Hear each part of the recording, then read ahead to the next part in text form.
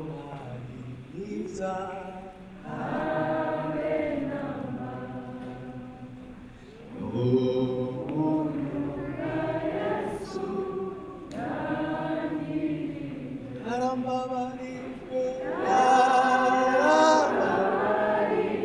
ijwe kuri eze awe babarijwe ababarijwe kuri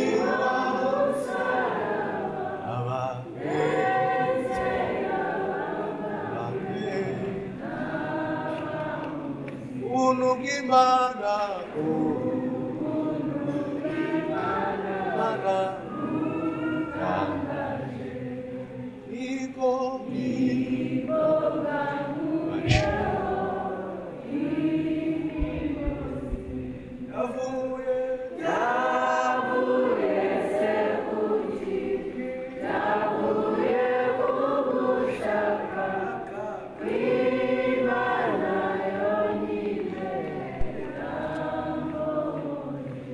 yavuye ukida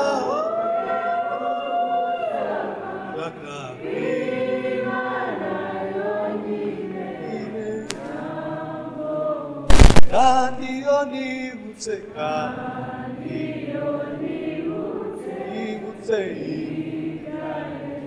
ko yagiriwe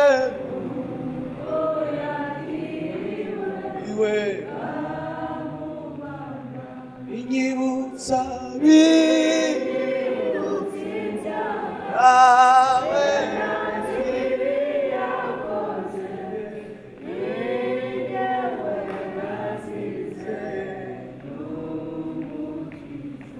inyibutsa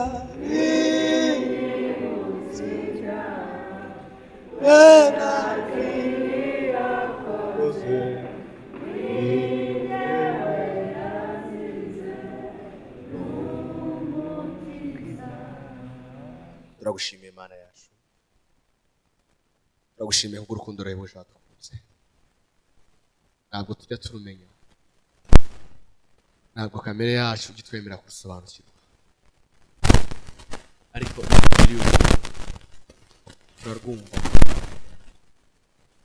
kuko Pawulo yavugaga rukatubera igitsikamutima. Ndakwinginze kugira ngo urukundo rwawe rumenyeshe iteraniro ryose rihari, izina ry'umwami wacu Yesu Kristo, amen. Soma ijambo ry'Imana. Soma ahantu harehare ariko ntabwo dutinda turubahiriza igihe. Urwandiko rwa mbere Pawulo yandikiye Abikorino, igice cya mbere umurongo wa 18.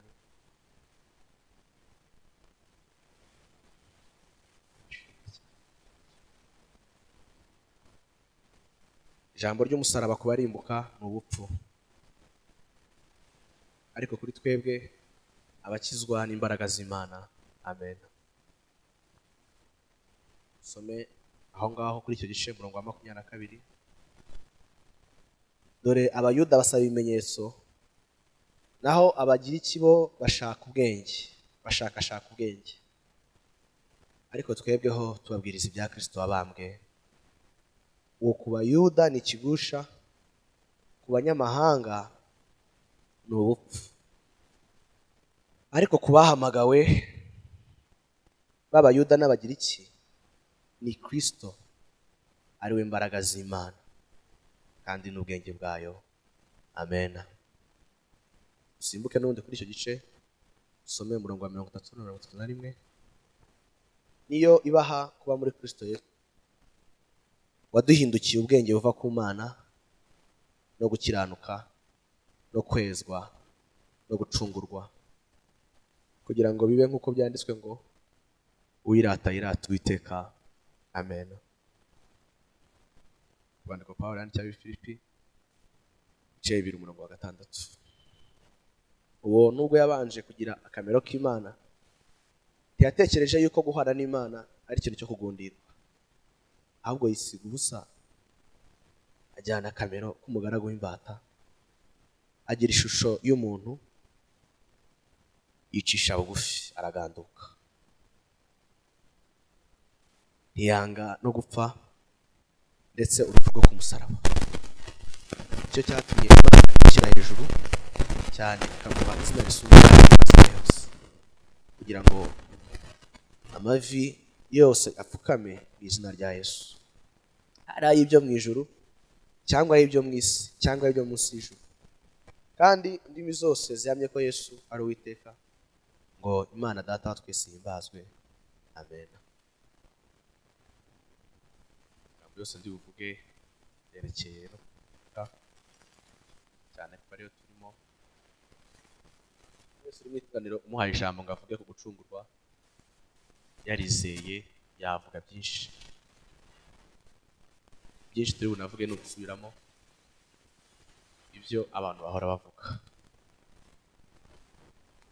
Kamere muntu ntabwo ikunda kumva ijambo ry'Imana, kuko niba tumaze igihe kingana gutya mu itorero ry'Imana tukirwana, nuko bigaragara yuko kamere idutsikamira ntitwumve ijambo ry'Imana.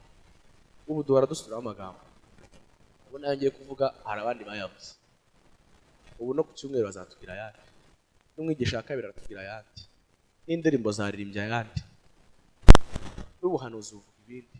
Nawe ubwawe mu mutima wawe hari byinshi umwuka agenda kwigisha, ariko umuvuga watumwe witwa Paul Washer niwe wavuze ngo inyigisho y'agakiza ngo ikwiye kwigishwa ngo buri muntu ngo buri munota, ngo kubera yuko ngo n'ubundi ngo kamere muntu gitwibagiza agakiza buri munsi. Rero tuzagomba twigishwe, tuzagomba twige kugeza igihe Umwami Yesu azazira.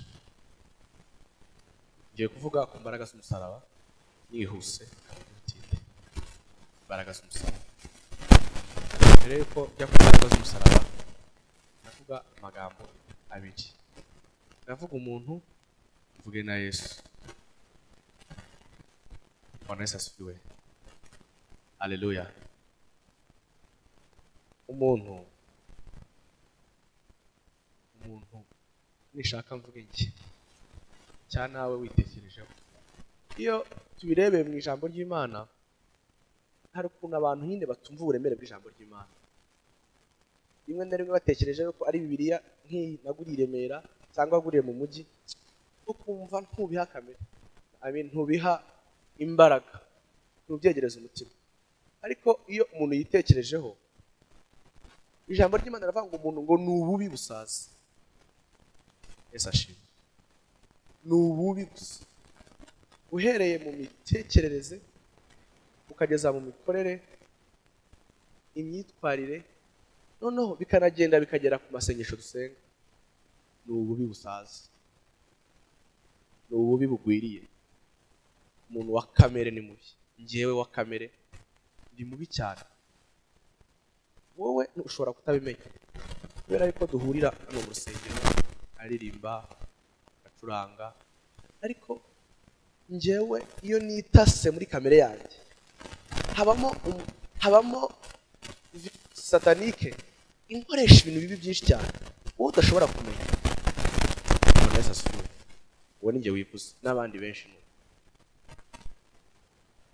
Umuntu ni ububi busaza, nta kintu na kimwe wakwifuza mu muntu. Uzi ko bigera naho no mu masengesho yacu dusenga habamo n'ihangana. Uzi ko abantu basenga ngo runaka azabona Imana yanjye, ngo azabona Imana yanjye. Uzi ko bigera no mu murimo w'Imana dukora, bigera nubwo umuntu umwe yigisha undi agashaka kwigisha ngo murushe. Mubona insengero zicikamo, tubona amakorari acikamo, tubona abantu benshi bakura ku buyobozi. Vuga n'urugero, dukuye Fred ku buyobozi bw'urubyiruko, intambara ikavuka. Umuntu ni ububi busaza ku buryo bigera no mu murimo w'Imana abantu bagahangana. Umuntu rero ni mubi.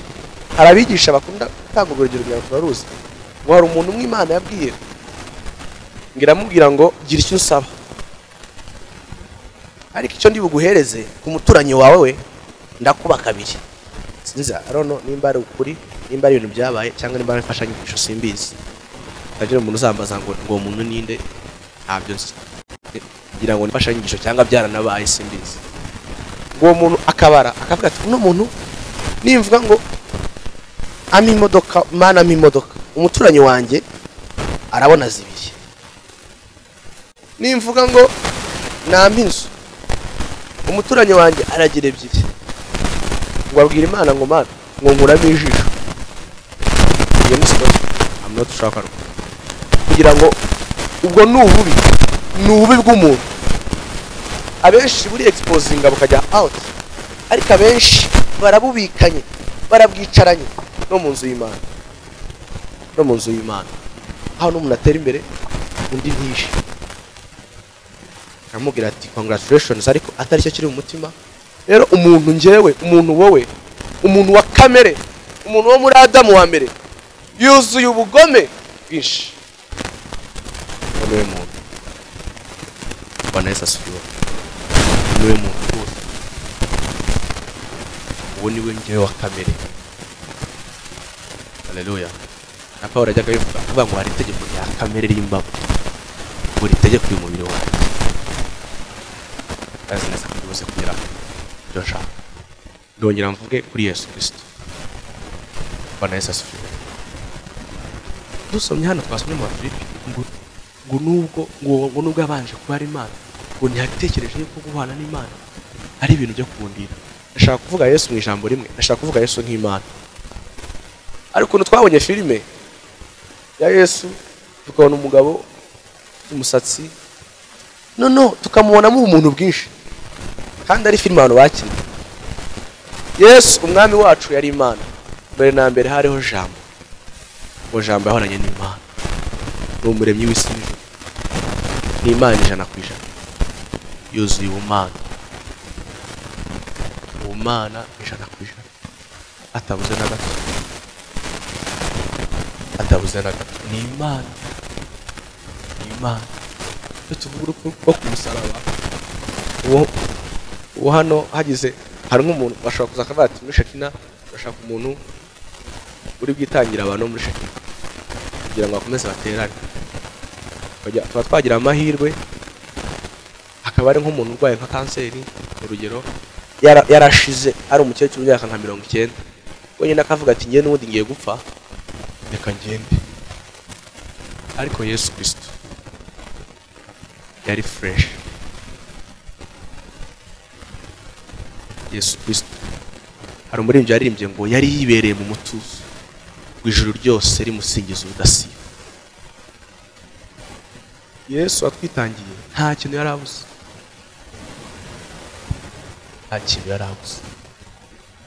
iyo rero tubitekereje tukabitekerereza mu mubiri, ntidutekereze yuko yari Imana. Ntabwo tubibona. Ntabwo Yesu yari ingorwa kugira ngo aze kudupfira, aze gupfira wowe wa muntu wa mbere navuze uteye gutyo. Ntabwo Yesu yari ingorwa, yari Imana 100%. Tubivuga gutyo kuko tutabizi, ariko yari Imana. Yahimbazwaga n'abera, yahimbazwaga n'abamarayika. Bwana Yesu asifiwe. Ashaka rero vuga nihuse imbaraga z'umusaraba. Ntabwo ntinda rwose mugiye gusoza. Umusaraba wa Kristo uduhishurira urukundo ruhebuje Imana yadukunze, ukaduhishurira agaciro tugira imbere y'Imana kandi tudakwiriye, kandi tutakoreye. Hari ahantu Paulo ya Roma ibice 5:6 aravuga ngo birakomeye cyane gupfira umukiranutsi, sinkazwe twebwe abanyabyaha. Ageze hasi ku 7 aravuga Imana yagaragaje urukundo rwayo ubwo yatangaga umwami Yesu akadupfira ngo tukiri abanyantege nkeya. Mu gihe gikwiriye Yesu yapfiriye abanyabyaha. bene rero urwo rukundo ni nk'amazi menshi niko muri byari ngo ni nk'amazi menshi ntabwo tubasha kuruvuga uko ruri. Mutekereze wa muntu nababwiye wa mbere ari wongewe wa kamere ari we wowe.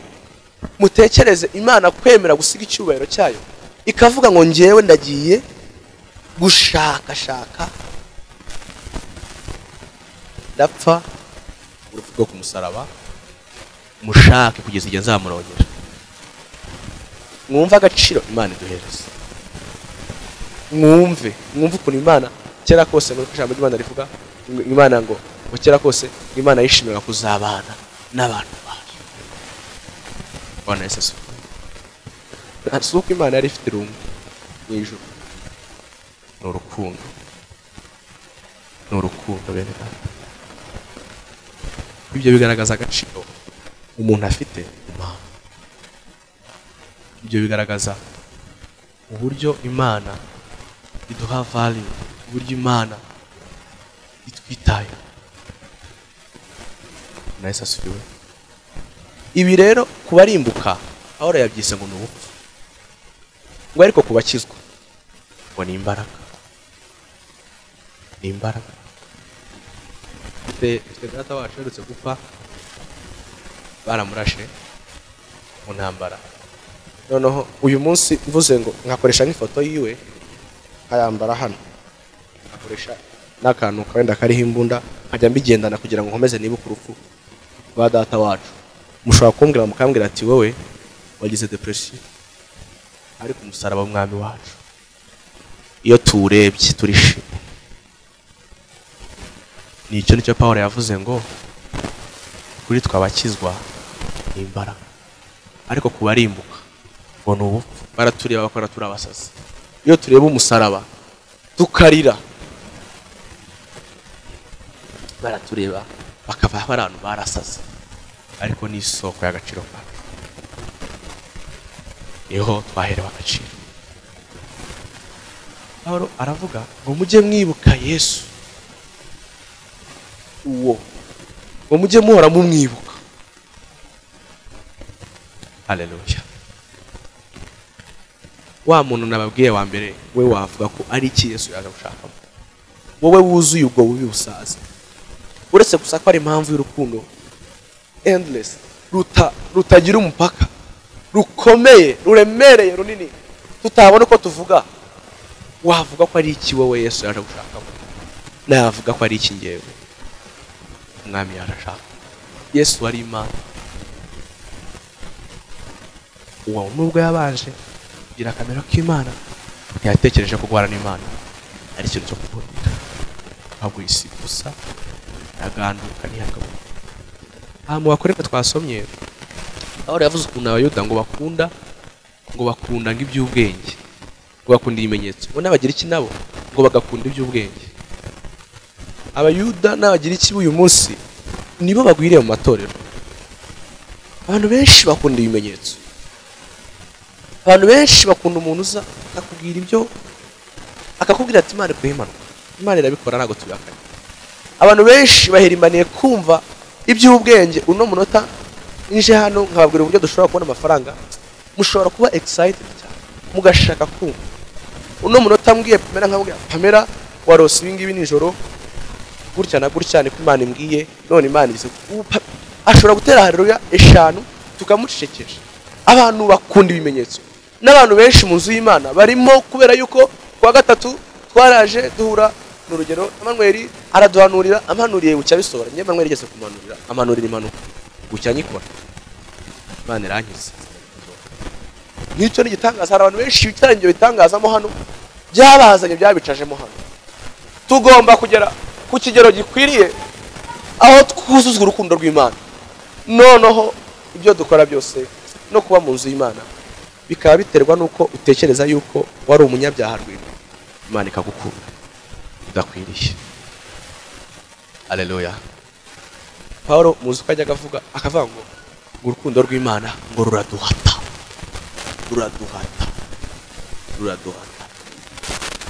Ibi rero kubivuga ibi kubivuga mu masinagogi, kubivuga mu churches, kubiririmba mu ndirimbo turabishoboye, ariko umuntu agomba kugera ku kigero urukundo rumubuza amahoro n'ibyo akora byose bikaba biturutse mu rukundo rw'Imana yadukunze. Cya kabiri ni umusaraba n'isoko y'ubutware bwacu, ubutware kuri ku ntimba n'imibabaro, ubutware ku byaha byacu n'ubutware ku rupfu. Gusoza, umusaraba urimo imbaraga nyinshi tutazi zo kunesha intimba n'imibabaro. Umuntu wese wumva afite intimba niyirukire ku musaraba, azigaranzure yigaranzure imibabaro, kubera yuko ibyo byose nibyo Yesu yishyizeho kugira ngo ngiye muri iyi si sinzahure nabyo. Mwigaranzure intimba muzineshe. Ibyaha byacu Yesu yabibambaga ku musaraba. Hari umuririmbyi yabiririmbye aravuga ngo ibyaha byacu, uvuga ngo iyo senti wireke kera yandangaje. Akunda umucuranzi umva hari gucuranga nabi cyangwa hari nkahita numva najya hariya ajya gucuranga. Imana isinyari namusabye Imana mumugisha, namubwiye ngo ntihasigare iminota yo twavuganye akore kuri senti, ariko apana gucuranga ngo ukomeze ucuranga,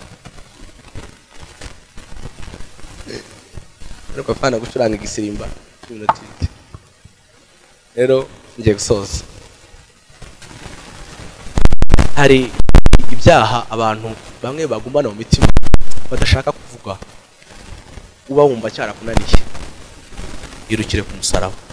Kandi ibintu bivuga ndi serious, irukire ku musaraba. Na cya kindi wumva yuko kidashoboka, hari ububata bw'umwanzi buba mu bantu, umuntu w'umusore cyangwa n'inzoga akanasenga n'agahinda kenshi agafata n'ingamba tuvuga ati noneho nzajya ntasambira ejo mu gitondo akongera. Irukire ku musaraba, ishurirwa urukundo rw'Imana yagukunze ugatanga umwana wayo, niyo honyine haba imbaraga zinesha. Bwana Yesu asifiwe. Hari umuririmbyi wo mu Giswahili ngira ngo no mu Kinyarwanda yararimbye avuga ngo kazi za mikono yetu haziwezi kutukomboa. Ibyo twakora byose ngwitaho, imbaraga zinesha icyaha, imbaraga zinesha kamere ziri ku musaraba. Iyo tubivuga ibyo bintu ntabwo tugaragara twaranesheje, tugaragara dushaka imbaraga koko zituruka ku musaraba ngo zituneshereze. Umuntu wese munsi y'umusaraba hari umuririmbyi yarembye ngo nahageze nshobewe, unsinzwe n'urubanza, we Yesu arambabarira angotesha urukundo. Bene data, hakaba n'imbaraga zituneshereza urupfu. Twizera ko na nyuma y'urupfu tuzabana n'Imana. Pawulo yarabyanditse mu Baroma ibice 6 ngira ngo 5 aravuga twateranijwe nawe ngo gusangira urupfu nk'urwo, ngo ni nako tuzaba duteranijwe nawe gusangira kuzuka nk'ukwe, na nyuma y'urupfu tuzabana n'Imana. Yesu rero yasize ubwiza n'icyubahiro afite mu ijuru. Ugomba kugera ku kigero gikwiriye aho wuzuzwa urukundo wa Yesu Kristo ubw'umusaraba wiwe. None naho ukavuga ati none nanjye ndumva shaka gukora. N'ukuri birababaje ko Yesu wadukunze urwo rukundo yakongera akadusaba ngo ni mu ntumbi. Birababaje ko Yesu apfuye ku musaraba gutyo yakongera akinginga akavuga ngo yemwe basheki namwe ni mu nkumbi.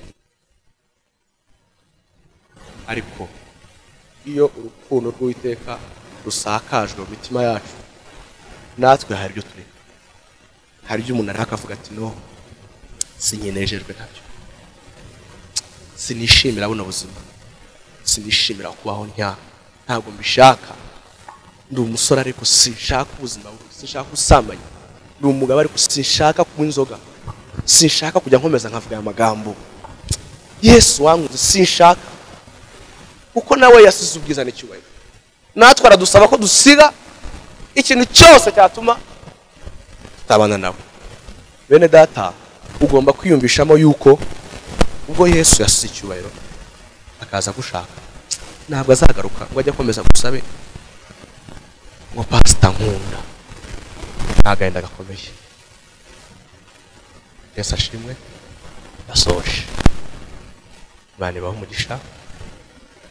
Icyama uyu munsi wa Pasaka umuntu wese akuzuzwa urukundo rw'Imana, rukagwira, rukamugotera ahantu hamwe ku buryo atinyagambura, rukamufatira ahantu ku buryo abura imbaraga zo gutana.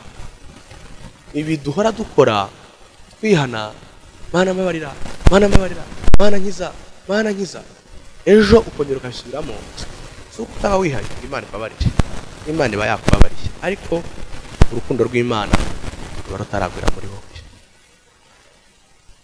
Ruba rutaragwira muri wowe. Suko utaba ubihaze, rwose ubihaze pe, biba binakubabaje, ubunarira ufite n'agahinda kenshi, ariko ikintu kizagukiza ibyaha ni igihe urukundo rw'Imana ruzuzura muri wowe, rukagwira, rukagwira, rukagwira.